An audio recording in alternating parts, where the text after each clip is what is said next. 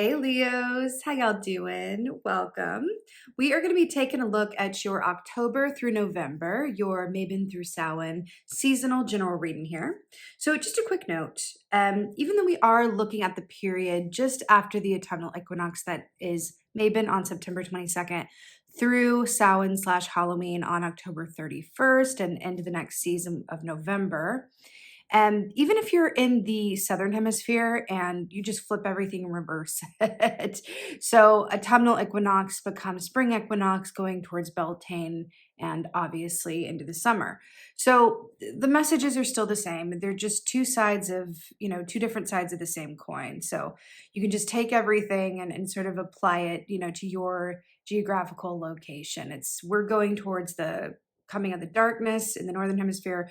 You guys are greeting the return of the light. So let's get right into your meditation. So really interesting. We have an extra card here because I saw this in your meditation. So this is from the Akashic Tarot, which I'm not using today, but sometimes they come out in the meditation like, oh, you want to talk about me today. So we have the karmic trench here. And I saw this again, like I said, in your meditation. The karmic trench is very much about shadow work. It's about going within yourself and identifying the blocks, whether those are, subconscious belief systems, fears, ideas about things that don't really hold true, largely within your subconscious that are keeping you from living a life that is free of impediments, right?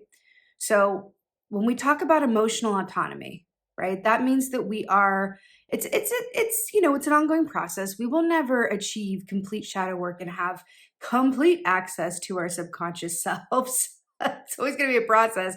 As humans, we're complicated beings. We're always peeling back those layers of the onion.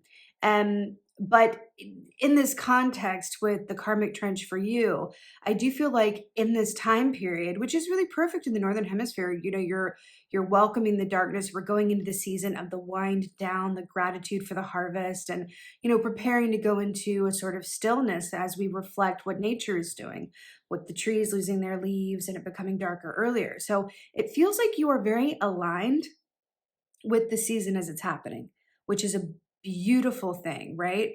So this really speaks about doing the inner work to figure out, what within you is keeping you from your highest and best life.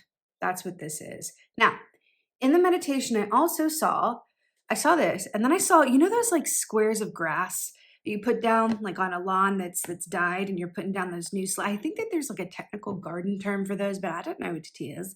But those squares of grass that you put down, and I got this sense of, or I heard like putting down a new foundation ensures a happy harvest. I do feel like there's something that you're being called to do that where you're going and looking at the infrastructure of something, whether that's a business, whether that's a relationship, a familiar structure. There's something about, like, I'm hearing like, well, this is the way it's always been. This is the way my family do things. This is the way I go about my business. This is the way that I move through the world. And I'm hearing to re-examine some of that infrastructure, not just because there's room for improvement, because there wants to be a shift for the better in how you move through the world. And I'm hearing specifically your relationships and how they will benefit from you taking another look at this. I'm getting an example. So let's say you're in a family and you have siblings. And there have been certain, especially within familiar structures, people take on certain roles, right? It's just how we are as humans. It's kind of like a wolf pack, like everyone has their place, right? And everyone sort of contributes to that by just going on to get along, and it's just what it is. People have roles, right?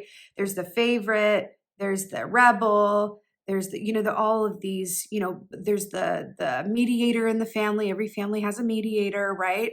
And I'm hearing, like, as an example, to take a look at an infrastructure like that, consider your place in it, and then ask yourself if it's really true.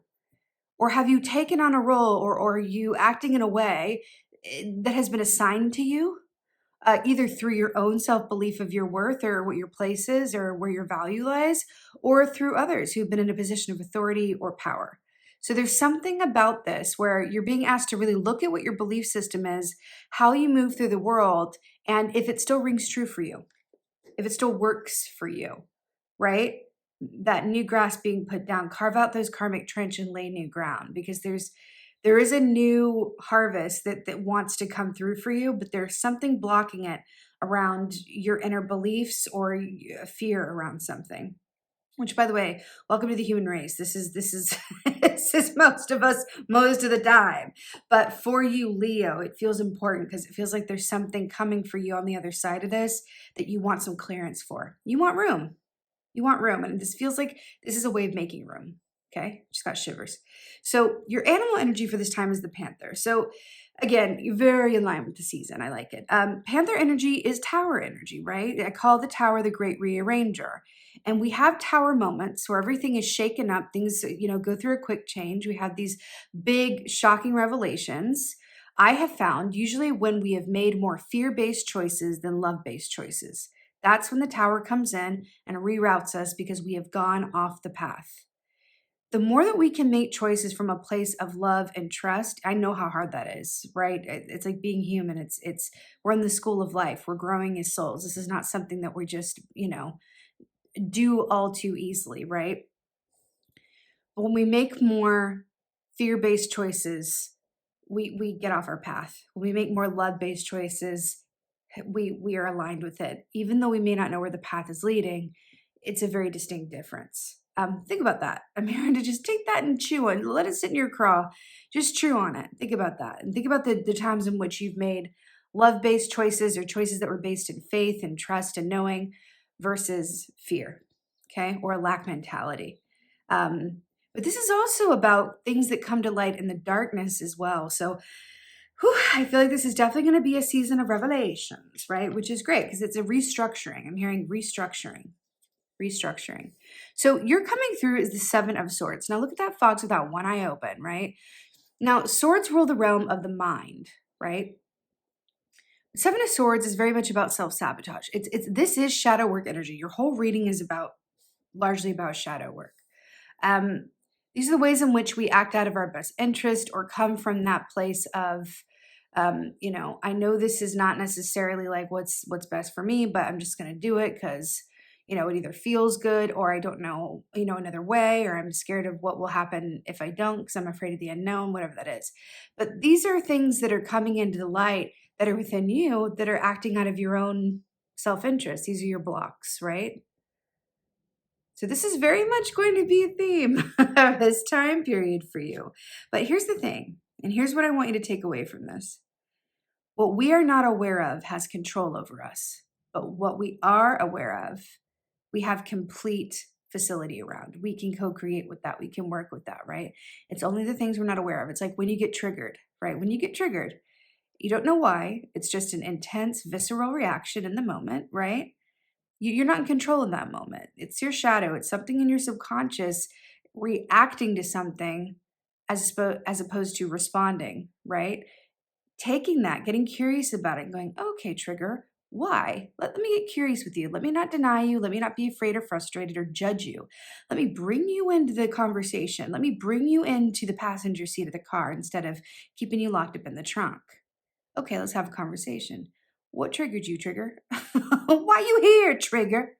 Right? And looking at it from that perspective, from a place of curiosity. There's a lot of information that's going to want to come up for you. And again, I'm telling you this because whenever we go through cycles like this, it's because there are things that want to be cleared so that you can receive things that are being blocked off by things within yourself or your circumstances, okay? So this is all leading you up to something bigger and better, okay? Or else it wouldn't be happening. In your place of challenge, you have the High Priestess. So fascinating. Another dark and moon energy here. This whole thing feels like, the moon time. The High Priestess traditionally is about connecting with your intuition. It's another aspect of shadow work. Looking within you, looking at what is hidden and bringing it into the light. The fact that this is your challenge, it shows that there may be some struggle or willingness to look at those things or really taking the time to sit and disconnect enough from the egoic mind and really discern that inner quiet voice. Our intuition is quiet. It is. It's quiet, it's consistent, but it is soft, right? The ego is loud. It's death metal. It's in charge. It's screaming. It's difficult unless you're mindful about it to hear the intuition amongst the egoic noise, right? Which is why a lot of the times people make choices they think are coming from their intuition, but are actually coming from their ego. And they learn not to trust their intuition, right? Oh, but I was wrong. Well, I was really sure about that. Well, okay, but you got the source wrong because you didn't turn down the ego and turn up the intuition. You turn up the intuition by going into the darkness and the stillness and the quiet and being willing to really listen to it, right? Also, getting to know and understand what your ego sounds like. That is also shadow work. How does your ego take shape? So, the fact that this is coming in as your challenge, that's the work. That's the work, Leo. Your advice here is justice, which is absolutely stunning. This is Libra energy. This is what's fair is fair. This is that beautiful gray area. But it's interesting because in this context, look at this black and white, and it's all very like light and dark, right? The fact that this is coming in as your advice is really telling me, consider what areas of your life that are unbalanced or not in balance, right? Which is Mabon season, by the way. That's our question for Mabon season. Is how can I invite greater balance into my life? So look at the relationships, for example, where you give a lot more than you receive. Look at the aspects of your work life that are not in balance. What parts do you really enjoy? What parts do you kind of slog through? And can you balance that a little bit differently? Could there be a way for a new infrastructure around that, about how you spend your time, about your relationship to your work, right? I'm also hearing like tap into the joy of it, because that can be incredibly illuminating for sure. Is what brings me the most joy? How can I incorporate more of that into my day to day, right? I'm hearing that there's an aspect of this that feels like a group of you have been on a sort of autopilot and maybe not even known it. You're being asked to take another look at that because there is something better available to you coming up, okay? But if you're just on autopilot and you're willing to kind of go along to get along, that is a version of that tower energy and making more fear-based choices, because you're not willing or able to look at the love within you that says, I deserve to live a good and happy life where I am in joy. So there we are. Victory. Your victory is wonderful, and I'm very excited about it for you. So you have the Knight of Pentacles here, the Son of Pentacles, and you have the Five of Swords. So fascinating energy here, because 5 being the number of change, 5 of Swords is really about the energy and relationships within and around you that are just not up to snuff, right? It's that deception. It's that aspect that goes like, ooh, this is not of love. This is of all the baser aspects of the human experience, right? This is that feeling of betrayal and deception and all of those things. And you've got the Knight of Pentacles here, which is beautiful and feels honestly like it's linking up with the karmic trench really directly. It's like sowing that or tilling the field. I don't know. I'm not a farmer, but tilling the field. Knight of Pentacles is slow and steady wins the race, but it's also about planting those seeds and knowing that they're going to, with the right nourishment, right, are going to grow into something that is so uniquely, you, that is the unique product of your time and effort and love and faith and belief and hope and all of those things, right? I feel like you're meeting some of this like more challenging energy or these aspects that aren't necessarily working for you anymore, and you're cutting through them. You're going, okay, no more. I'm going to do more of this and less of this. I'm willing to look at some things that I haven't looked at before, and now I have a clearer sense of what's right for me and what's not, right? Because even though I do believe that we live more than once as souls, you only get this one life as you are right now, right? So it's with that context and clarity as well. This really shows that you're working towards something new. Working towards something new, something exciting that you believe in. That is really, really exciting. Some of you could be taking a different path at work somehow, or changing something up. It feels really good, or doing a side company or something, or just something around that. Now, your outcome is so perfect. It's King of Pentacles, right? Remember, the Pentacles are about our physical experience. They're about our physical health. They're about our home. They're about our finances, everything about the physical experience, right? King of Pentacles is rich, honey. He is rich and wealthy. He is so rich and wealthy that he is able to be a benefactor and share his wealth with others. And as a matter of fact, he feels most himself when everybody has a place at the table. right? He doesn't feel good hoarding his wealth, right? That's a shadow of King of Pentacles, right?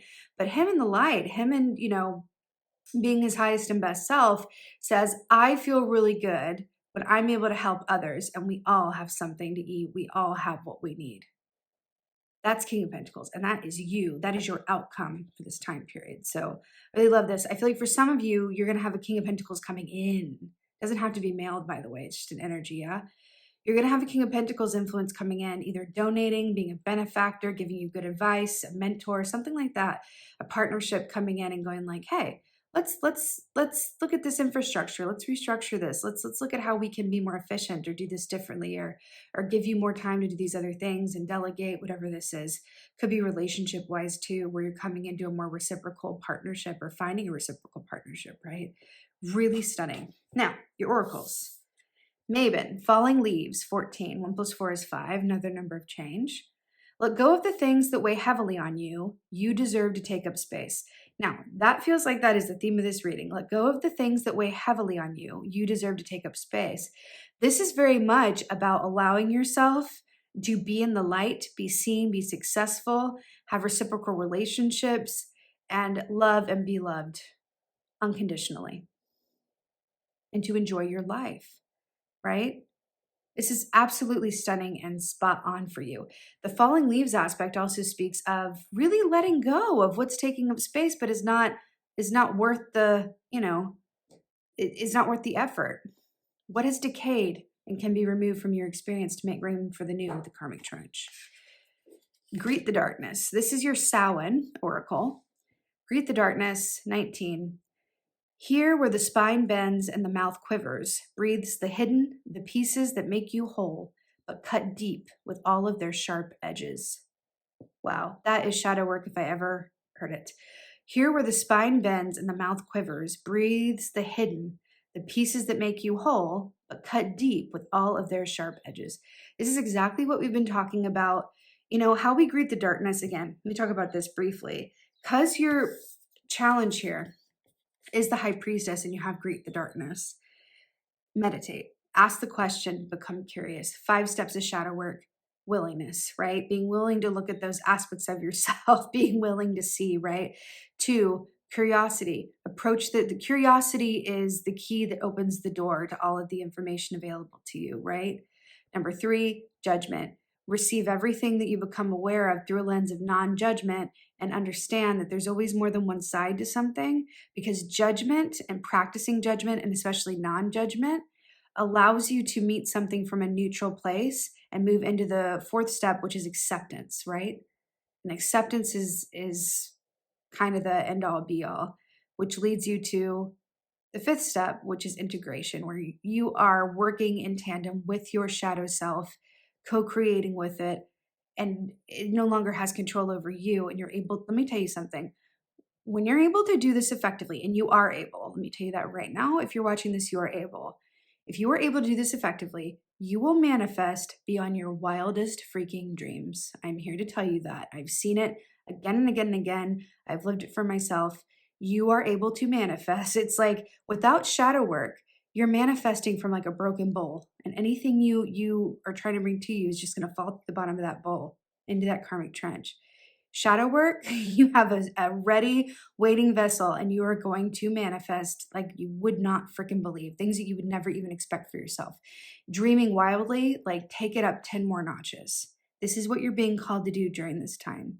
If you have questions about this, I don't normally end with a note like this, but if you have questions on how to do this, especially because it's coming up in your reading specifically, Leo, which means that you're looking to manifest something is due and it wants to come through, let me know in the comments. Please let me know in the comments, because I can't exactly talk about it quite yet, but very, very, very, very soon, I'm going to be gifting you with something that is going to walk you through that process very specifically.